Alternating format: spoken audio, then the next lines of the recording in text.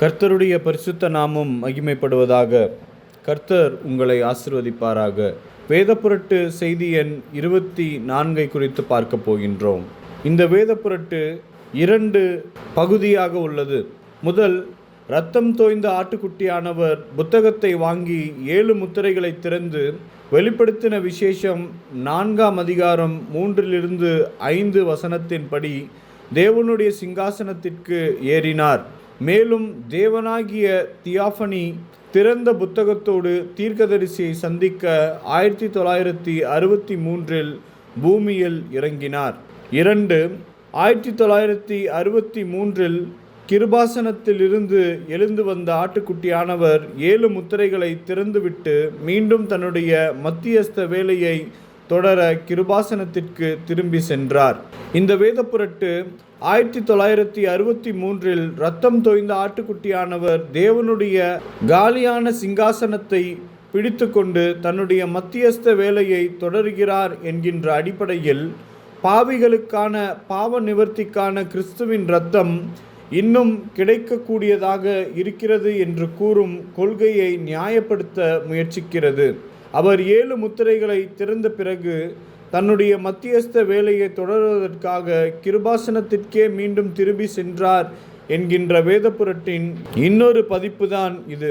இந்த மனிதனுடைய வேதப்புரட்டுகளுக்கு பதிலளிக்கும் விதமாக அவனுக்கும் நமக்கும் இடையிலான கடித போக்குவரத்தில் பிரதிகளுடன் கனடிகட்டில் உள்ள ஒரு கிளை சபைக்கு அவனால் ஃபேக்ஸ் மூலமும் தபால் மூலமும் 2001 ஜூன் துவக்கத்தில் 4 பக்க கடிதம் அனுப்பப்பட்டது.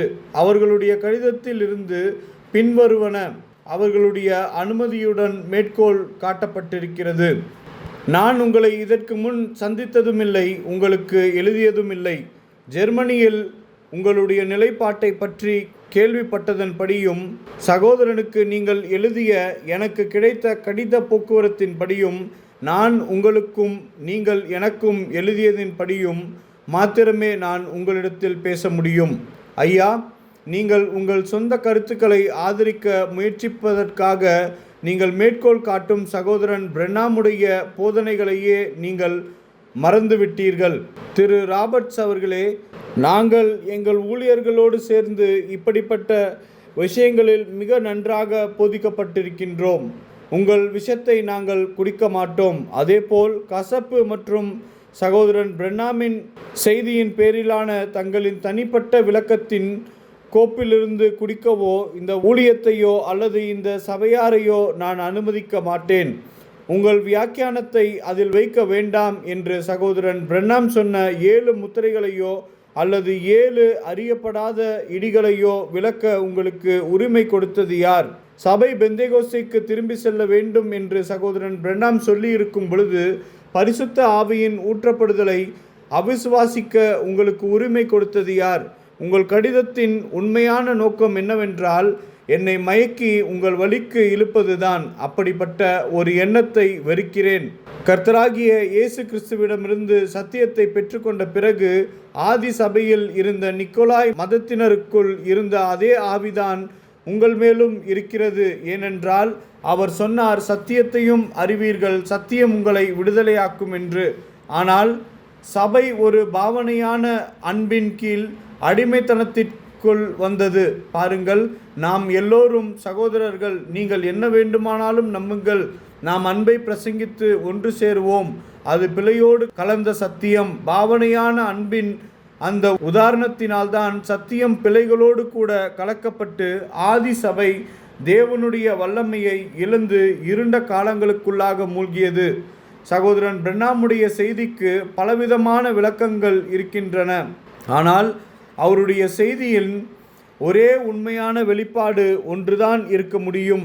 அந்த ஒரே வெளிப்பாட்டின் சத்தியத்தினால்தான் தேவனுடைய பிள்ளைகள் எல்லோரும் ஒன்று கூட்டி சேர்க்கப்பட்டு விடுதலையாக்கப்படுவார்கள். ஒரே கர்த்தரும் ஒரே விசுவாசமும் ஒரே ஞானஸ்தானமும் தான் இருக்கிறது. எபேசியர் 4ஆம் அதிகாரம் 5ஆம் வசனம்.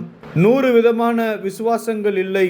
இன்று தேவனுடைய ஜனங்கள் இணைவது ஒன்று போலியான மாயமாலமான அன்பினால் அல்ல, ஒரே விசுவாசத்தினால் சகோதரன் பிரெனாமுடைய செய்தியின் ஒரே வெளிப்பாட்டினால்தான். சகோதரன் பிரெனாம் சொன்னார், மேற்கோள், ஒன்றாயிருத்தல் 1962. அவர் பிதாவிலும் பிதா அவரிலும் அவர் நம்மிலும் நாம் அனைவரும் ஒன்றாக இருக்கிறதை அந்நாளில் நாம் அறிந்து கொள்வோம். தேவன் தமது சபையிலிருந்து ஒவ்வொரு அங்கத்தினரும் ஒருவரோடொருவர் இசைவாக இணைக்கப்பட்டு தேவனுடன் இணைந்திருப்பதை காண்பது எத்தகைய இணைப்பாய் ஒன்றாய் இருத்தலாக இருக்கும். அந்த சபைக்காக தான் இயேசு வருகிறார். அவருடைய ஜெபத்திற்கு பதிலளிக்கப்படும் போது நாம் ஒன்றாயிருப்போம். தேவன் தமது ஜனங்களில் ஒன்றாயிருப்பதுதான் தேவன் தமக்கென்று தமது சபைக்கென்றும் நியமித்துள்ள ஐக்கியத்தின் அடிப்படையாகும். ஒவ்வொரு விசுவாசியும் தன் சொந்த வழியில் சென்று தன் சொந்த வெளிப்பாட்டை விசுவாசித்து வேத வாக்கியங்கள் மற்றும் சகோதரன் பிரெனாமின் செய்தியில் தன் சொந்த வியாக்கியானத்திற்கு வரும்போது நாம் எப்படி ஒருபோதும் இணக்கமாக இருக்க முடியும்? தேவன் சகோதரன் பிரெனாமை அவர் செய்தது போல பிழையிலிருந்து சத்தியத்தை பிரிக்க அனுப்பியிருந்தால் சகோதரன் பிரெனாமை பின்பற்றுகிறவர்களிடையே பிழையோடு சத்தியத்தை இணைக்க உங்களுக்கு உரிமை கொடுத்தது யார்? ஏனென்றால் நீங்கள் எவ்வளவு உண்மையுள்ளவராக இருந்தாலும் அது காரியமல்ல. நீங்கள் சகோதரன் பிரெனாமுடைய செய்தியை பிழையோடு சத்தியத்தை இணைக்க முயற்சிக்கிறீர்கள். உங்களோடு நேர்மையாக இருக்க வேண்டுமென்றால் உங்கள் பிரச்சனை என்னவென்றால், இப்பொழுது சத்தியத்தை பிரசங்கிக்கின்றவர்கள் மூலமாக நீங்கள் திருத்தப்படுவதால் வருத்தப்படுகிறீர்கள். நீங்கள் உண்மையாகவே தேவனால் அழைக்கப்பட்டு உண்மையாகவே தேவனால் அழைக்கப்பட்ட ஊழியத்தை கொண்டிருந்தால் உங்கள் ஊழியத்தை மறுக்கவோ அல்லது அது தவறு என்று நிரூபிக்கவோ எவராலும் முடியாது. ஏனென்றால் தேவன் தாமே அதை உறுதிப்படுத்துவார். ஆனால் வேதம் சொல்கிறது, 1 தெசலோனிக்கேயர் 5:21 எல்லாவற்றையும் சோதித்து பார்த்து நலமானதை பிடித்து கொள்ளுங்கள் என்று. ஆகையால் உங்கள் ஆத்துமா ஆபத்தில் இருப்பதால் உங்கள் மனதை மாற்றும் நம்பிக்கையில் இந்த கடிதத்தை அன்போடு உங்களுக்கு அனுப்புகிறேன். அப்போஸ்தலனாகிய யாக்கோப்பு எழுதினார். யாக்கோப்பு 5:19 மற்றும் 20. சகோதரரே, உங்களில் ஒருவன் சத்தியத்தை விட்டு விலகி மோசம் போகும்போது மற்றொருவன் அவனை திருப்பினால் தப்பிப்போன மார்க்கத்தில் நின்று பாவியை திருப்புகிறவன் ஒரு ஆத்துமாவை மரணத்தில் நின்று ரட்சித்து திரளான பாவங்களை மூடுவான் என்று அறிய கடவன். ஆனாலும் அப்போஸ்தலனாகிய பவுல் தீத்துவுக்கு இவ்வாறு எழுதினார். தீத்து 3:10 மற்றும் 11. வேத புரட்டனாய் இருக்கிற ஒருவனுக்கு நீ 2 தரம் புத்தி சொன்ன பின்பு அவனை விட்டு விலகு. அப்படிப்பட்டவன் நிலை தவறி தன்னிலே தானே ஆக்கினை தீர்ப்புடையவனாய் பாவம் செய்கிறவன் என்று அறிந்திருக்கிறாயே என்று. நாங்கள் இப்பொழுது பல எச்சரிப்பு கடிதங்களை உமக்கு அனுப்பி இருக்கிறோம். தயவு செய்து எம்மிடமிருந்து வந்த இந்த கடிதத்தையும் கீழே கையொப்பமிட்ட ஊழியர்களின் கடிதத்தையும் உங்கள் 2வது எச்சரிப்பாக கருதுங்கள். மனம் திரும்பாத பட்சத்தில் தயவு செய்து எனக்கோ அல்லது பரிசுத்தவான்களின் மனதிற்கோ தொந்தரவு தரும்படி மேலும் எந்த கடித போக்குவரத்தையும் எனக்கு அனுப்ப வேண்டாம். மனம் திரும்புதலின் கடிதம் எதுவும் அனுப்பப்படவில்லை என்றால் நான் உங்களை ஒரு வேத புரட்டனாக கருதுவேன். ஏனென்றால் ஒரு தாழ்மையான இருதயம் திருத்துதலின் வார்த்தையை மகிழ்ச்சியோடு ஏற்றுக்கொள்ளும். இந்த கடிதம் போதகர் மற்றும் 3 உதவி போதகர்களால் கையொப்பமிடப்பட்டிருக்கிறது. இந்த மனிதனுடைய வேத புரட்டுகளை அம்பலப்படுத்துவதும் நிராகரிப்பதும் இந்த வேத புரட்டனுடைய உண்மையான குணங்கள், ஆவி மற்றும் மறைவான நோக்கங்களை வெளிப்படுத்துகிறது. இவை அவனுடைய சொந்த பதில் கடிதங்களால் வெளிப்படுத்தப்பட்டிருக்கின்றன. அவை பல விஷயங்களில் இயேசு சங்க அமைப்பினர், அது கத்தோலிக்கர்களின் ஒரு பிரிவு, அம்பலப்படுத்தப்படும் போது அவர்கள் வெளிக்காட்டும் அவர்களுடைய செயல்பாடுகளை ஒத்திருக்கின்றன. ஆனாலும் அவனால் கையொப்பமிடப்பட்ட அவனுடைய சொந்த கடிதங்களே அவனை அம்பலப்படுத்தத்தக்கதாக அவனுடைய கடிதங்களை என் பார்வையாளர்களின் பார்வைக்கு அனுமதிப்பேன். அப்பொழுது இந்த மனிதன் மீது ஹிட்லருடைய ஆவியா அல்லது இயேசு சங்க அமைப்பினரின் ஆவியா எது இருக்கிறது என்பதை அவர்களே முடிவு செய்யட்டும். அவன் தவறாக மேற்கோள் காட்டப்பட்டதாக புகார் செய்ததால் 2001 ஜூன் 23 தேதியிட்ட அவனுடைய கடிதம் இங்கே காட்டப்பட்டுள்ளது. அது ஃபேக்ஸ் மூலம் பெறப்பட்டது. அவன் பயன்படுத்திய இரட்டை இடைவெளிக்கு பதிலாக ஒற்றை இடைவெளிகள் இங்கே தரப்படுகிறது. கடிதம் 23 ஜூன் 2001. நீர் சமாதானத்தை மறுத்துவிட்டீர், ஆகையால் உமக்கு யுத்தம் உண்டாகும். உமக்கு நல்ல பெயர் இருக்கிறது, எனக்கு ஒன்றும் இல்லை. தனிப்பட்ட கடிதங்களும் புத்தகங்களும் ட்ரைபல் வார் அமாங் தி பிரன்னமைட்ஸ் என்று அழைக்கப்படும் ஒரு கத்தோலிக்க இணையத்தின் அடுத்த வெளியீட்டில் வெளிவரும். உங்கள் குப்பை புத்தகமும் கடிதங்களும் பாம் ஆல் என்கின்ற உமது உள்ளூர் பத்திரிகையில் விரைவில் வெளிவரும். இல்லை இல்லை, உம்முடைய உள்ளூர் தொலைக்காட்சியில் நான் கொடுக்கப் போகின்ற பேட்டியில் சீக்கிரத்தில் உம்முடைய பெயர் பகிரங்கமாக வெளிப்பட போகிறது. இந்த சண்டை நீரே வருவித்து கொண்டது. ராபர்ட்ஸ் அவர்களால் கையொப்பமிடப்பட்டது. 22/6/2001. தேதியிட்ட 23 ஜூன் 2001 அன்று ஃபேக்ஸ் மூலம் பெறப்பட்ட மற்றொரு கடிதம் அவருடைய வேதப்புரட்டை மறுக்கும் சில வரிகளை மட்டுமே கொண்டுள்ளது. கடிதத்தின் பெரும் பகுதி ஒரு சகோதரனுடைய இரட்சிக்கப்படாத மனைவியை பற்றி தீயதாக பேசியது. அவருடைய தீய செயல்களுக்கு பங்காளியாக இருக்க மறுத்த அதை இங்கே வெளியிடவில்லை. கனடிகட்டில் உள்ள சகோதரர்களால் 28 ஜூன் 2001 அன்று பெறப்பட்ட ஒரு கடிதம் இந்த மனிதனுடைய நோக்கங்களை பற்றி மேலும் தகவல் தருகிறது. அவர் அனுப்பியபடியே அதிலிருந்து சில பகுதிகள் இங்கே மேற்கோள் காட்டப்பட்டிருக்கின்றன. எல்லா கடிதங்களும் என் கடிதங்களோடு சேர்த்து பக்கத்துக்கு பக்கம் கவனமாக ஆவணப்படுத்தப்படும். அதோடு ஒரு வீடியோ பட காட்சியும் தயார் செய்யப்பட்டு இணையத்தில் வெளியிடப்படும். அந்திகிறிஸ்து அதை வைத்து என்ன செய்ய விரும்புகிறானோ செய்யட்டும்.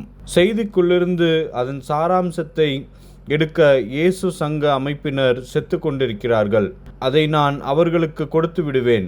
பெயரளவு செய்தி விசுவாசிகளில் இந்த ஜாதி சண்டைகளால் இத்தனை வருடங்களாக நான் சலித்து போய்விட்டேன். இதுதான் 3ஆம் இழுப்பை வரவிடாமல் பிடித்து வைத்து கொண்டிருக்கிறது. ஆகவே நீங்கள் அவன் வீட்டில் சாப்பிட்டீர்கள், ஆகையால் மற்ற ஊழியக்காரர்களுக்கு எதிரான அவனுடைய சண்டைகளுக்கு நீங்கள் ஆதரவு தெரிவிக்க வேண்டும். ஆனால் சீக்கிரத்தில் நீங்கள் அனைவரும் வேறொரு பாடலை பாடுவீர்கள். அது என்னவென்றால், மற்ற ஊழியர்களை சபித்ததையும் விமர்சித்ததையும் நிறுத்தும்படி உங்களிடம் வேண்டிக் கொள்ள நான் பிளவில் நின்றேன். ஆனால் தீர்க்கதரிசியை தவிர வேறு ஒருவரும் பரிசுத்த ஆவியின் அபிஷேகத்தை பெறவில்லை என்று போதிக்கிற உம்முடைய கேவலமான ஆவியினால் அதற்காக நான் சுடப்பட்டேன் என்பதே. உங்கள் எல்லோர் பெயர்களிலும் செய்தித்தாளில் வருவதைக் கண்டு ஆச்சரியப்படாதீர்கள். உங்கள் ஆவிக்குரிய தூக்கத்திலிருந்து உங்களை எழுப்ப இதுதான் தேவைப்படும் என்றால் அவர்கள் உண்மையை நன்றாக பெறட்டும். இதுதான் செய்யப்பட வேண்டும். என்னுடைய கடைசி பயணத்தில் ஒரு செய்தி விசுவாசி போல காணப்பட்ட ஒரு பெண்ணை ஒரு கடையில் பார்த்தேன். அவள் செய்தி விசுவாசிதான். அவளிடம் உங்களுக்கு இந்த நபரை தெரியுமா என்று நான் கேட்டேன். அவள் ஆமையா என்றாள். ஆனால் அவர் தன் ஜனங்களை மற்ற செய்தி விசுவாசிகளோடு ஐக்கியம் கொள்ள அனுமதிப்பதில்லை. ஐயா, அது யெகோவா சாட்சிகளின் வழக்கம் என்றாள்.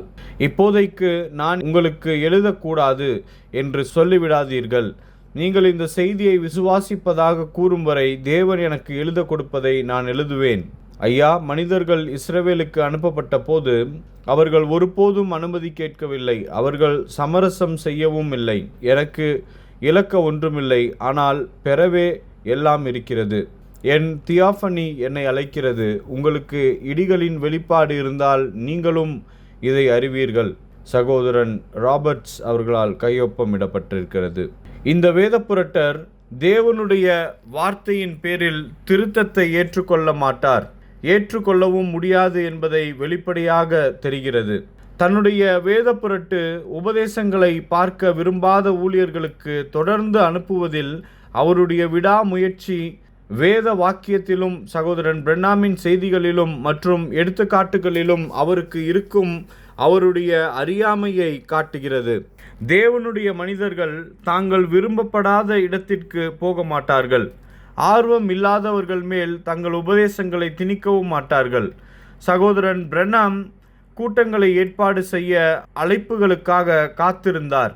தான் தன் சொந்த சபைக்கு வரும் வரை உபதேச பிரசங்கத்தை எப்போதும் தவிர்த்து வந்தார்.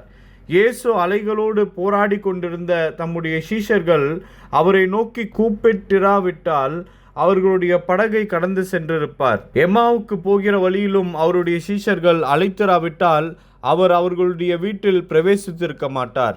இந்த மனிதன் ராபர்ட்ஸ் விசுவாசிகள் விரும்பினாலும் விரும்பாவிட்டாலும் தான் கூறும் வெளிப்பாட்டை அனுப்புவேன் என்கிறார். நாம் செய்தி விசுவாசிகளோடு உள்ள ஐக்கியத்தை ஒருபோதும் ஊக்கமிழக்க செய்வதில்லை. ஆனால் மக்கள் தங்களை விசுவாசிகள் என்று கூறிக்கொண்டு தங்கள் வாழ்க்கையாலும் அவர்கள் சொல்லும் காரியங்களாலும் தாங்கள் விசுவாசிகள் அல்ல என்று காட்டும்போது அப்போஸ்தலர்கள் செய்தது போல நாமும் அந்த நபரோடு ஐக்கியத்தை ஊக்குவிப்பதில்லை. வேத வாக்கியங்களை சொல்லுகின்றேன். 2 கொரிந்தியர் 6 அதிகாரம் 14 மற்றும் 15 நீதிக்கும் அநீதிக்கும் சம்பந்தம் ஏது? ஒளிக்கும் இருளுக்கும் ஐக்கியம் ஏது? கிறிஸ்துவுக்கும் பேலியாளுக்கும் இசைவேது? அவிசுவாசியுடனே விசுவாசிக்கு பங்கேது?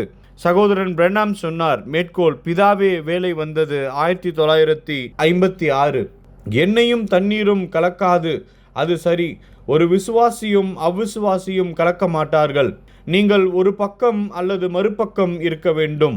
நீங்கள் ஒரு நிலைப்பாட்டை எடுத்து அதில் தொடர்ந்து நிற்க வேண்டும். மேற்கோள், அவருடைய வருகையின் அடையாளம் 1962. அஞ்ஞானியின் வழியை கற்றுக்கொள்ளாதிருங்கள், அவனிடத்திலிருந்து தூரமாய் இருங்கள், அதனுடன் எவ்விதத்திலும் ஐக்கியம் கொள்ள வேண்டாம், அவன் ஒரு அவ்விசுவாசி. இப்பொழுது ஜூன் 28 தேதியிட்ட கடிதத்தில் குறிப்பிடப்பட்ட ஒரு கருத்தை பற்றி ஒரு கேள்வி கேட்க விரும்புகிறேன். அந்த பகுதி மேல் மேற்கோள் காட்டப்படவில்லை. தேவனுடைய தீர்க்கதரிசி சொன்னார், கர்த்தர் உரைக்கிறதாவது, தேவன் எனக்கு கொடுத்த தரிசனங்கள் எல்லாம் நிறைவேறி இருக்கின்றன, கூடாரமும் கூட. 1965. முதலாவது, இது நேரடியாக மேற்கோள் அல்ல. அவர் கர்த்தர் உரைக்கிறதாவது என்று சொல்லவில்லை. சகோதரன் பிரென்னாமுடைய வார்த்தைகள் புரிந்து கொள்ளுதல் இல்லாமல் அந்த பொருளுக்கு சம்பந்தமில்லாத விதத்தில் பிரித்தெடுக்கப்பட்டிருக்கிறது.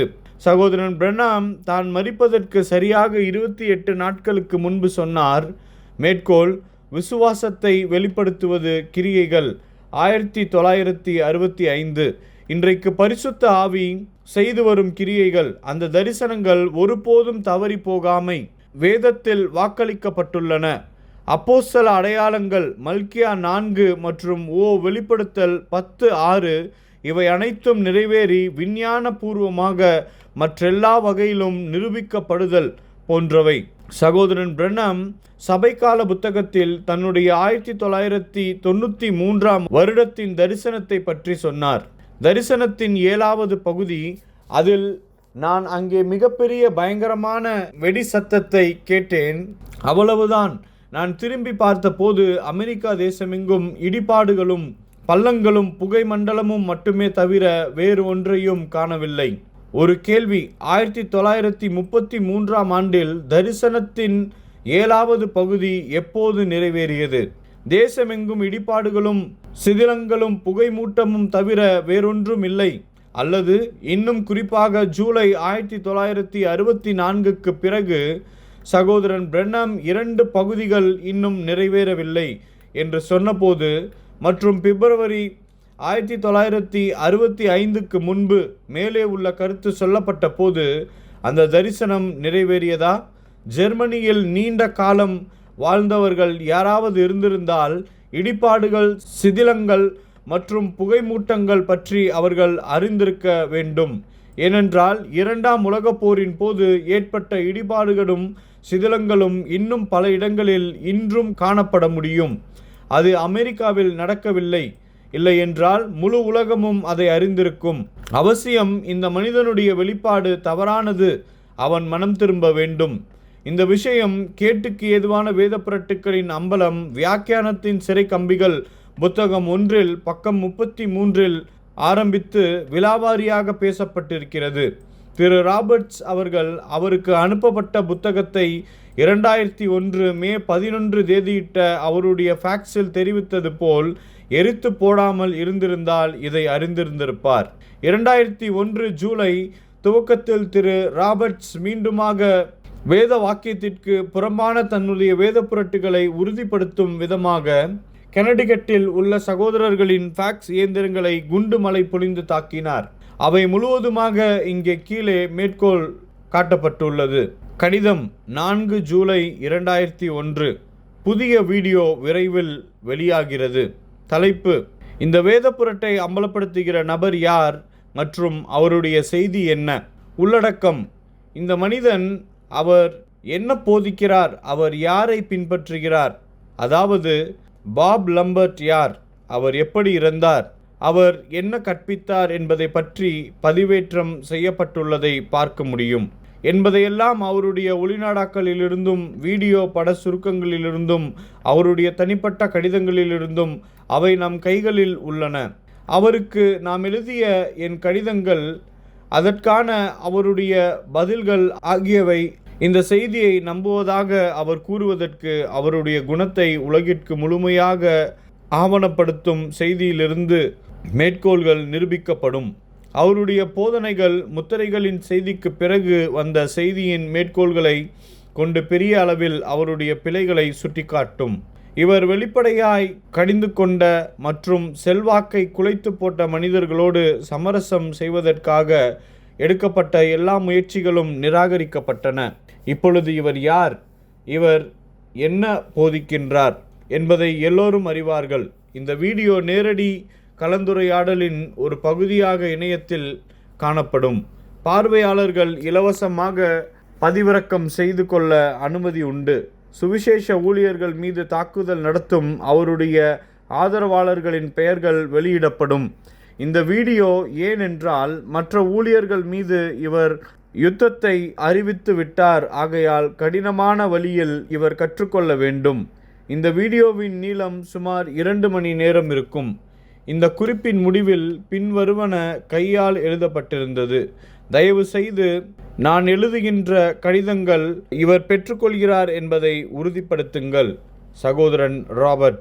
இப்படிப்பட்ட ஒரு மனிதன் சத்தியத்தை மறுத்து, அறிவுரையை மறுத்து, பரிசுத்தவான்களுக்கு ஒரு விசை ஒப்புவிக்கப்பட்ட விசுவாசத்திற்காக உண்மையாய் போராடும் ஜனங்களுக்கு தன் தேவபக்தியற்ற உபதேசத்தை விற்க முயற்சித்து, சுவிசேஷத்தின் உண்மையான ஊழியர்களை வேதத்துக்கு விரோதமாக அச்சுறுத்தல்களால் அமைதிப்படுத்த முயற்சிக்கும் அவருடைய செயல்களுக்கு ஏற்றவாறு வெகுமதியை அவர் பெறுவார்.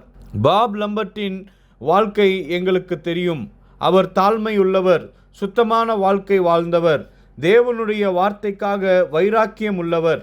சகோதரன் பிரென்னாமுடைய செய்தியை உறுதியாக பற்றி கொண்டவர். தன் குடும்பத்திற்கும் இந்த மணி நேரத்தின் செய்திக்கும் உண்மையுள்ளவர். இந்த மணி நேரத்தின் செய்தியை குறித்தும் தன் சபையின் தலை தூக்கிய வேத பொருட்களை சரி செய்வதிலும் விடாமுயற்சி உள்ளவராக இருந்தார். வார்த்தைக்காக இரத்த சாட்சியாக மரித்தார்.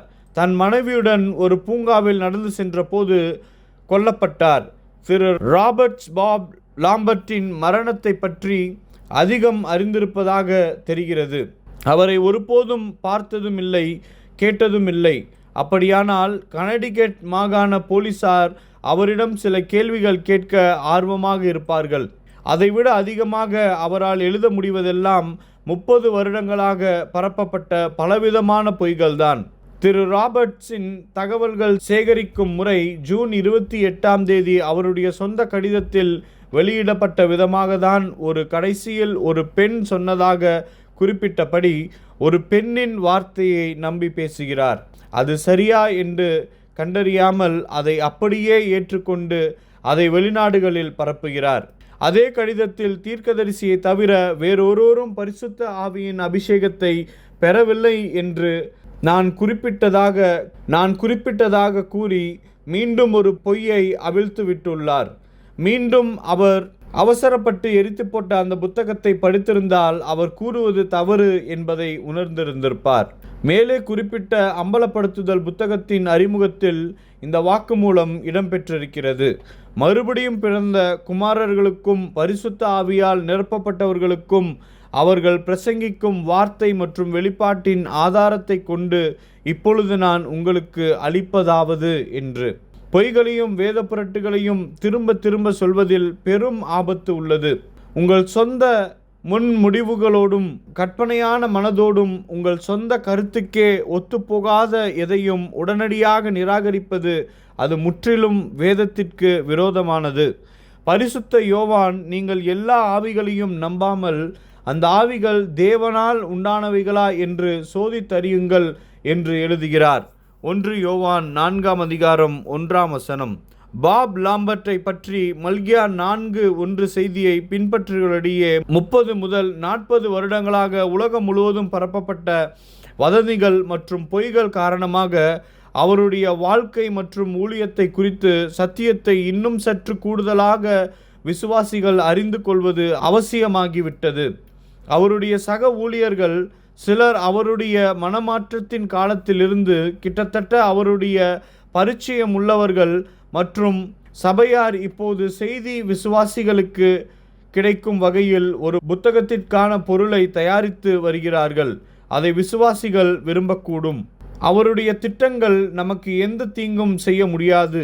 ஏனென்றால் அவர் நம்முடைய புத்தகத்தை எரிக்காதிருந்திருந்தால் வேத புரட்டுகளின் எல்லா அம்பலப்படுத்துதல்களையும் குறித்து செய்தியின் மற்ற ஊழியக்காரர்களோடு சேர்ந்து என்னுடைய ஒப்புதலை பற்றியும் அவர் அறிந்திருந்திருப்பார். இதுவும் அம்பலப்படுத்துதல் புத்தகத்தில் தெளிவாக கூறப்பட்டுள்ளது. அவரிடம் வார்த்தை இருந்திருந்தால் கத்தோலிக்க சபையின் உதவியையும் உள்ளூர் செய்தித்தாள் மற்றும் தொலைக்காட்சியின் உதவியையும் நாடியிருக்க மாட்டார். யூதாஸ் இயேசுவை மரணத்திற்கு ஒப்புக்கொடுக்க பரிசேயர்களின் உதவியை நாடினான். இது அவரை உயர்த்துவதில் முடிந்தது.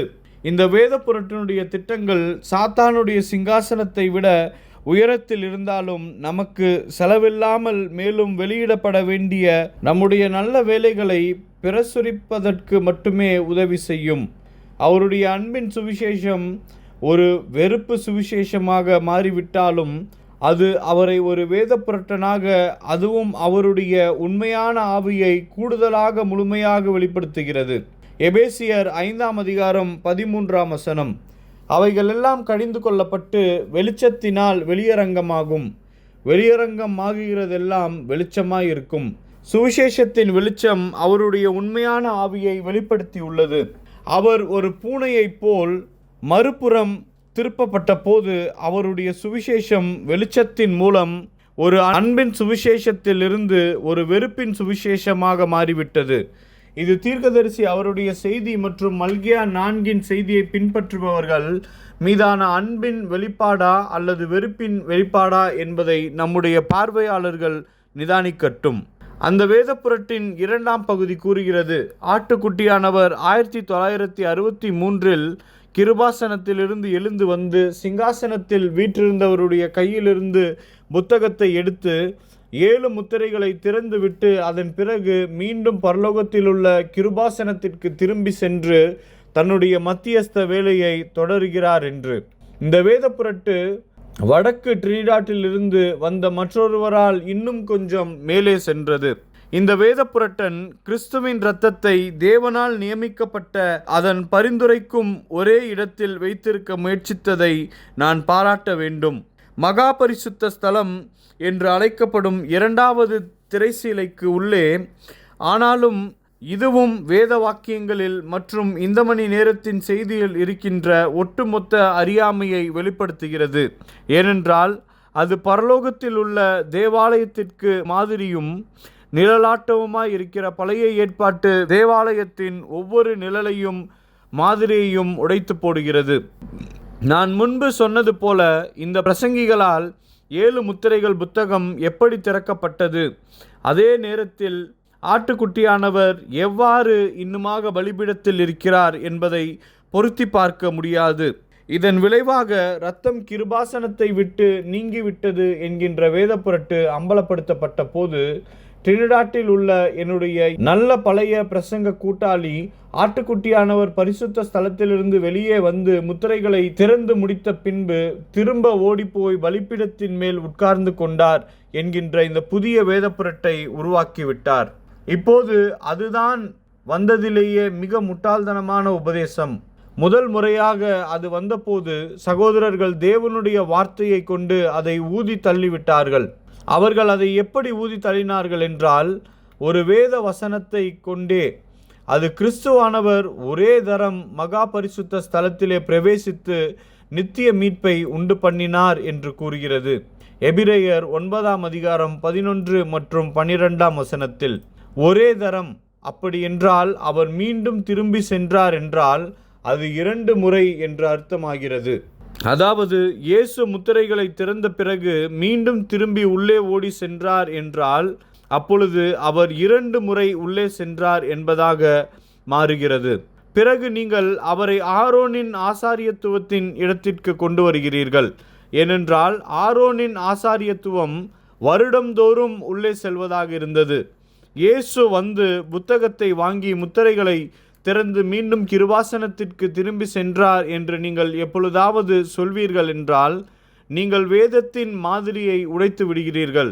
கிறிஸ்துவை ஆரோனுக்கு சரியாக கீழே இறக்கி விடுகிறீர்கள். ஏனென்றால் ஆரோன் இயற்கையான பிரதான ஆசாரியன், வருடந்தோறும் அங்கே உள்ளே செல்வது வழக்கம். ஆனால் எபிரேயர் புத்தகத்தில் 9 வேதம் அதை சரிப்படுத்துகிறது.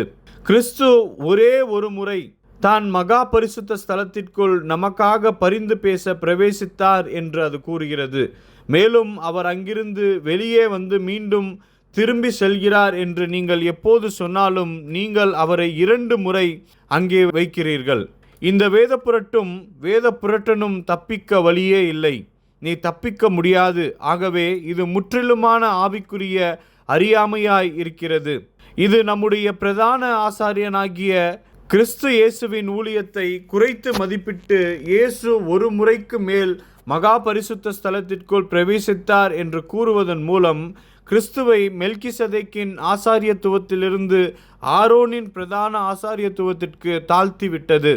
அப்படிப்பட்ட வேத புரட்டு தேவ தூஷணமானது, வேத வசனத்திற்கு புறம்பானது மற்றும் பாவிகளுக்கான கிறிஸ்துவின் பாவ நிவாரணத்தின் மீதான எந்த ஸ்தாபன போதனையையும் விட மலிவானது. அவர்கள் எல்லோரும் கிறிஸ்து ஒரே ஒரு முறை பரிந்து பேசும் ஸ்தலத்திற்குள் பிரவேசித்தார் என்றும் தெரிந்து கொள்ளப்பட்ட கடைசி நபர் ரட்சிக்கப்படும் வரை அங்கேயே இருக்கிறார் என்றும் விசுவாசிக்கிறார்கள். எபிரேயர் 6 மற்றும் 20 அந்த நம்பிக்கை நமக்கு நிலையும் உறுதியும் திரைக்குள்ளாக போகிறதுமான ஆத்தும நங்கூரமாய் இருக்கிறது. நமக்கு முன்னோடினவராகிய இயேசு மெல்கிசதேக்கின் முறைமையின்படி நித்திய பிரதான ஆசாரியராய் நமக்காக அந்த திரைக்குள் பிரவேசித்திருக்கிறார். எபிரேயர் 9 24 மற்றும் 26 அந்தபடி மெய்யான பரிசுத்த ஸ்தலத்திற்கு அடையாளமான கையினால் செய்யப்பட்டதாய் இருக்கிற பரிசுத்த ஸ்தலத்திலே கிறிஸ்துவானவர் பிரவேசியாமல் பரலோகத்திலே தானே இப்பொழுது நமக்காக தேவனுடைய சமூகத்தில் பிரதியட்சமாகும்படி பிரவேசித்திருக்கிறார்.